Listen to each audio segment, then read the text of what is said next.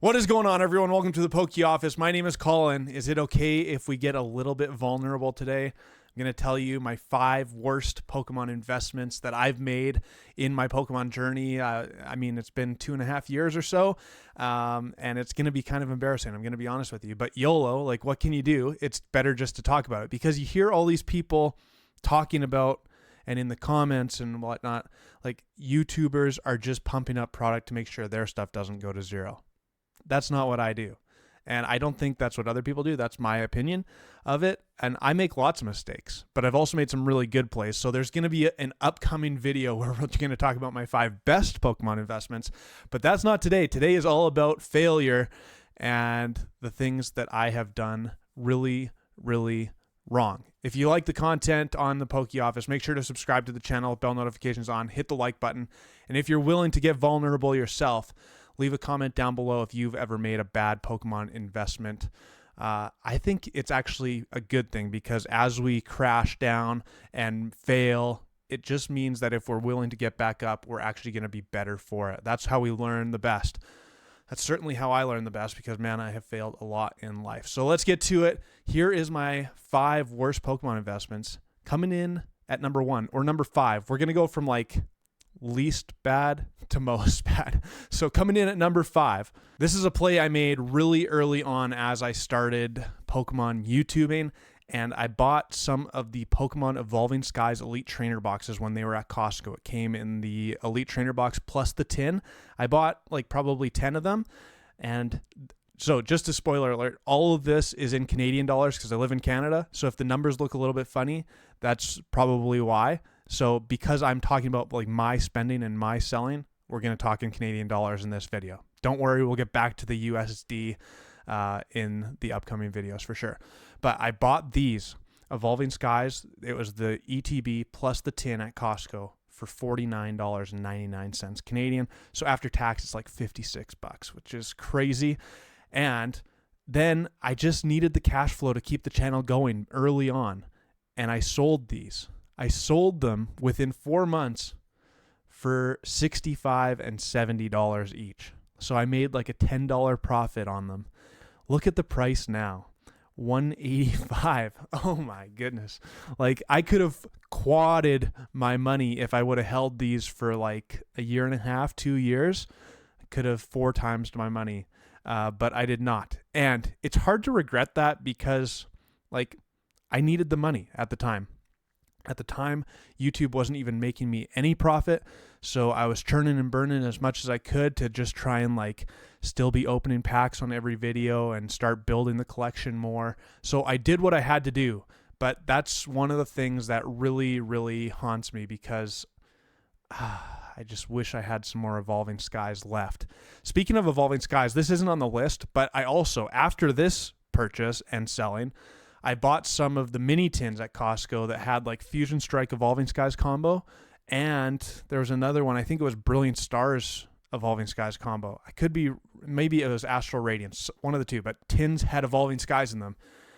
Like I was sitting on 400 and 500 loose packs of Evolving Skies and I sold them for $7 a pack, probably even less than that.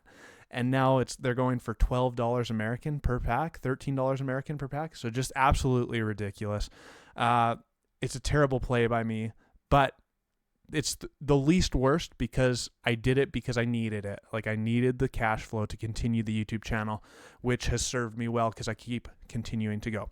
So coming in at number 4, it's Ruler of the Black Flame. When this came out, I don't remember when Ruler of the Black Flame came out.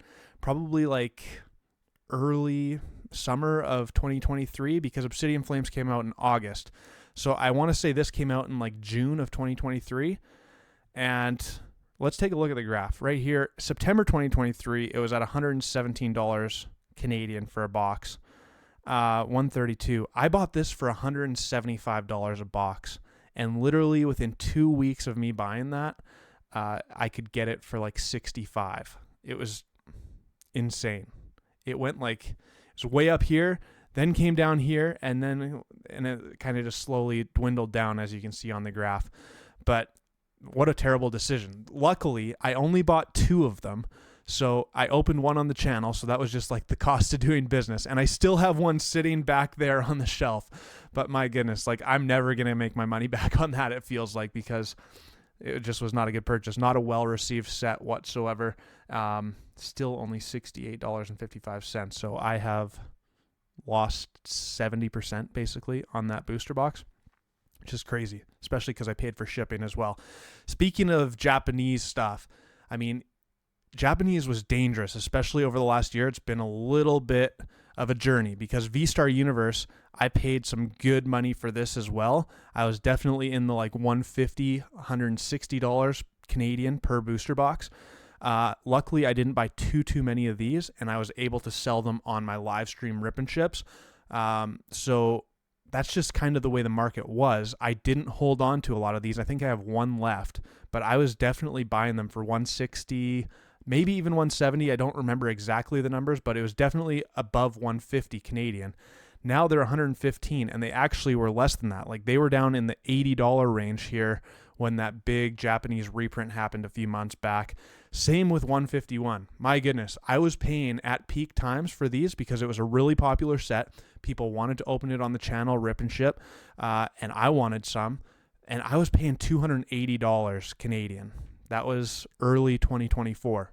$280 Canadian. The first time I ever bought these, I bought them for $190 Canadian, and I thought I had hit the jackpot. I bought 20 of them. And I actually sold, I think, every single one for a profit because these were really hot. Then it slowed down a little bit and whatever. But the prices kept going up, and I was like, holy crap, I don't have enough of these. I was seriously considering buying a sealed case of Japanese 151 back. Like, the case was going to cost me $300 per booster box Canadian. So, like $3,600 Canadian for a case. Then the big reprint happens. You know how much I bought my last batch for? $95 Canadian dollars each. 95. Dang. So it's crazy stuff. Like this almost was down 3 times. It was up in the $300 mark at its peak, and now it was down to $90, $95. At Card Party, I saw these selling for 50 American dollars. So just crazy stuff. The whole Japanese market took a turn upside down, which is wild. I think these are still a really good investment. I think the Master Ball Reverse Hollows is really the coolest Pokemon collectible there is. Even though they're maybe overprinted now, I still think having a master set of the Reverse Hollow Master Balls or like a whole copy of them in Gem Mint 10s PSA would be one of the coolest collectible pieces I've ever seen personally. Currently, this is at $106. I still am very bullish on the Japanese 151. I think they're going to do well in the future. Which brings us to number 3 on the list, the Pokemon Trading Card Game Classic. So here's what I did. I bought this really early, like I do with most things, thinking that, oh, this is the most expensive MSRP product Pokemon has ever made. This is a really cool collectible piece. It has the reprints of Charizard, Blastoise, Venusaur, and some really cool cards. So I bought the sealed product in English, and I just bought the decks in Japanese. So this is a 2-pronged problem because, number one, both of these have gone down substantially. Check this out. When this came out, $673, everyone thought that this was going to be like really hot. It was going to be really underprinted, going to be hard to find. Now, $375 Canadian. I paid $540 shipped to get it to my house. So definitely down money on this. The other problem is that I paid 600 Canadian dollars for the Japanese decks, and they were like the sealed decks, but I didn't get the actual big black box. I just got the decks. And here's the biggest problem. I graded lots of those cards. Let's take a look. Okay, check these out. These are actually really, really cool. I like them a lot. These are the ones I have left. So we got the Mewtwo, the Miltank. I need to get Pat Flynn to sign that at some point, or like just give it to him because it's awesome. And we got the Charmander, the Charmeleon, and the bad boy himself, the Charizard. Like this, I think, is a really cool collectible piece. It might be the nicest Charizard like base set reprint card they've ever done with those gold borders. I think it looks absolutely awesome. Then we got the Bulbasaur line as well in the Gem Mint 10, Bulbasaur, Ivysaur, and Venusaur in the Gem Mint 10. Again, love those gold borders. I think they look absolutely ridiculously cool. Got the Pikachu going on, got the Squirtle, got the Wartortle.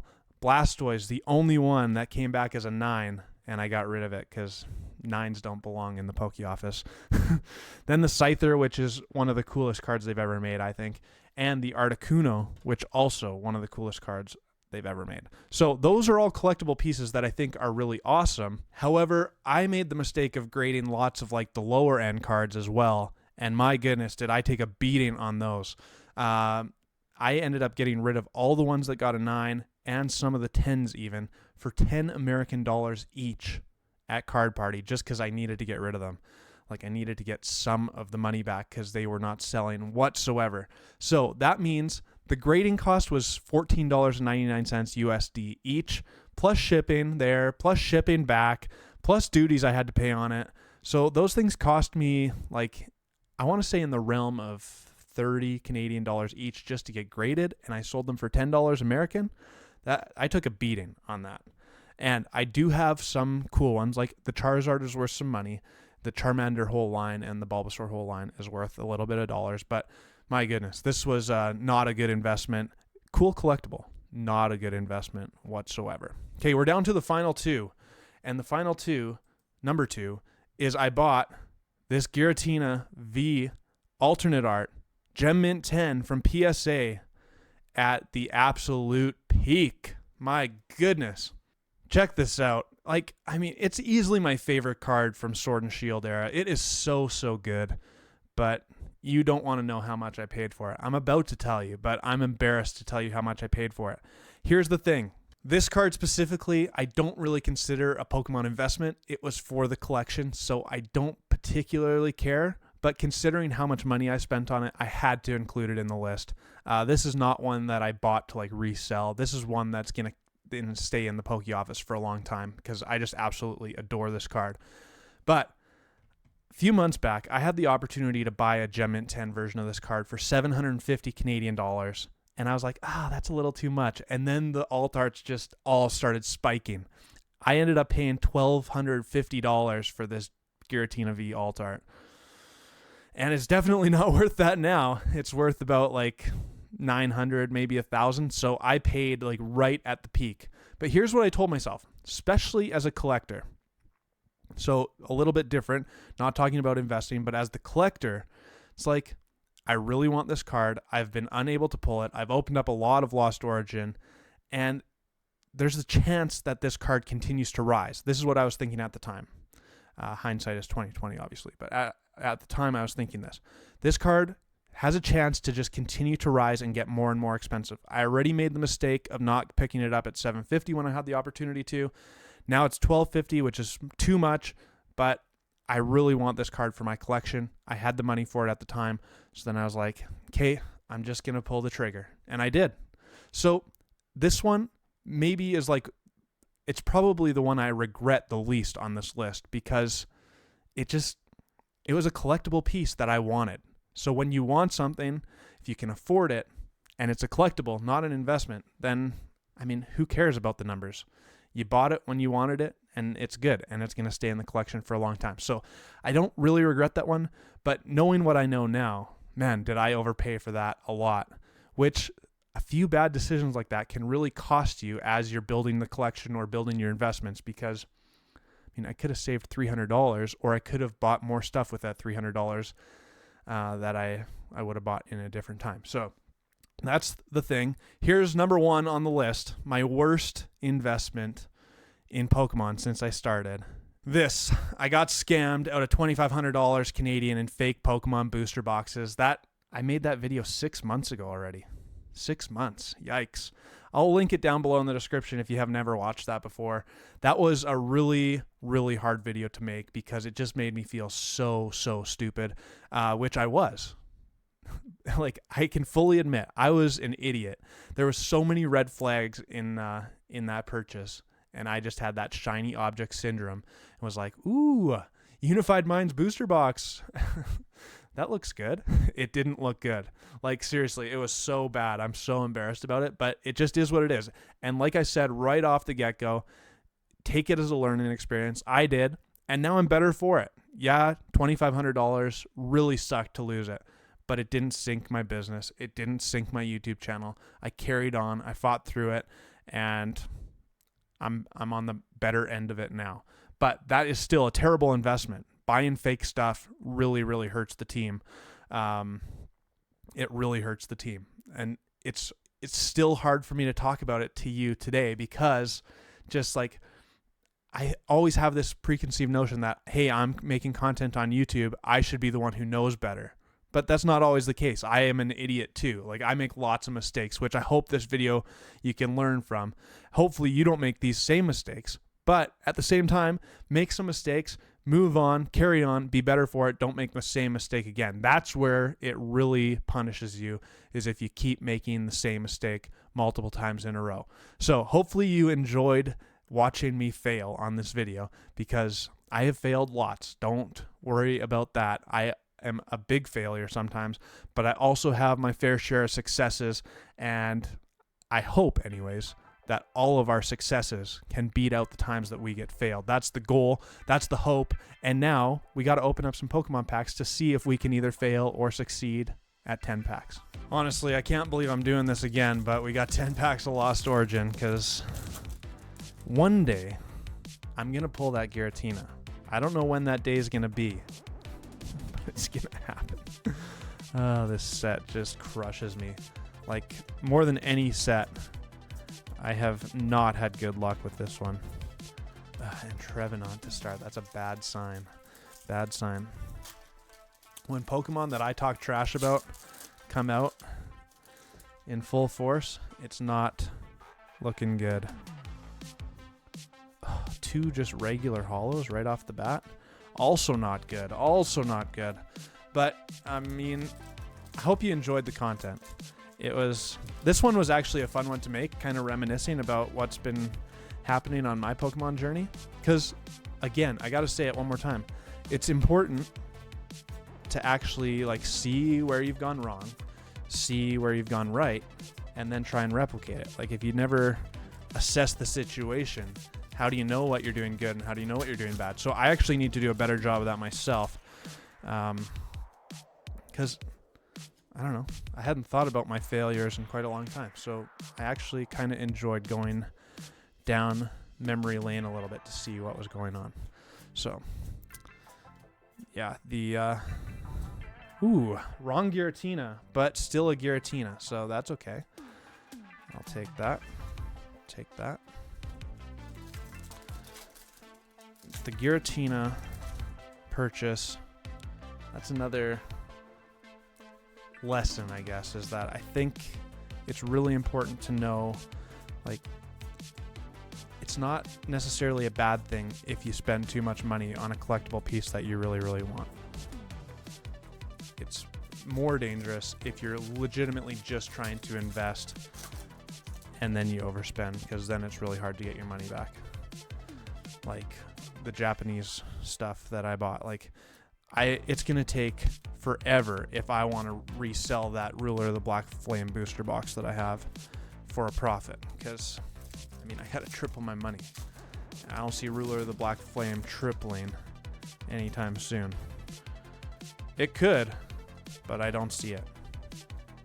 But the other thing that I just remembered is my number 5 one that I talked about, Evolving Skies Elite Trainer boxes. Like, sometimes you just got to do what you got to do. There's a Parasect and a Parasect. Nice. It would have been amazing to 4 times my money with that Evolving Skies Elite Trainer boxes. However, at the time, I had bills to pay, needed some cash flow, and there you go. That's it. Like, just it needed to be done. Do I regret it? Kinda, because it would be really nice to still have 10 Evolving Skies Elite Trainer boxes. But it's hard to regret when I had to keep the business going. So that's it. I'll stop preaching now because you're probably tired of it. Evolving Skies continues to kick my butt. But one time, nope. Last pack. Come on. Come on. There's got to be something in here. I see something in this one. So we got 3 hits out of 10 packs. Kind of standard. Hopefully this one gives us a bit of a sweat, because that would sure be fun. Cast form. 4 hits out of 10 packs.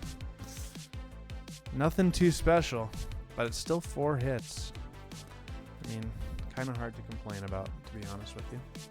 And that's going to do it for me at the Poke Office. Hopefully you enjoyed the content. If you did, be vulnerable yourself, learn from your mistakes, and post them down below in the comments so I can read them and respond to you as well. And if you're not subscribed, I'd really appreciate it. I'll see you on my next video or next live stream. Peace!